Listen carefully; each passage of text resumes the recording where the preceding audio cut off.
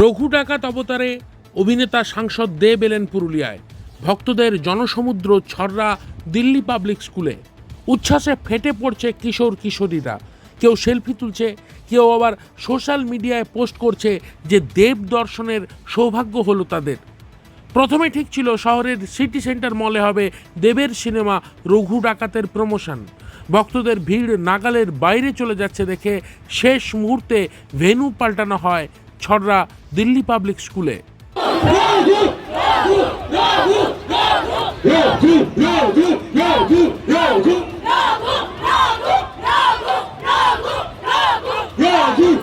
পুরুলিয়ার স্থানীয় শিল্পীরাও এদিন কলকাতা থেকে আগত শিল্পীদের পাশাপাশি প্রদর্শন করেন।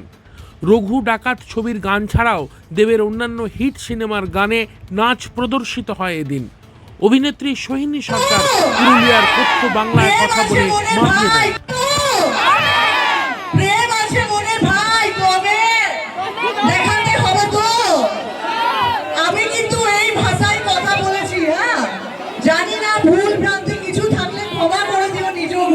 সুপারস্টার দেবকে সামনে পেয়ে বাঁধন ছেড়ে উল্লাসে মেতে ওঠে তার ভক্তরা। পুরুলিয়া থেকে নিজস্ব প্রতিনিধির রিপোর্ট, পুরুলিয়া মিরর।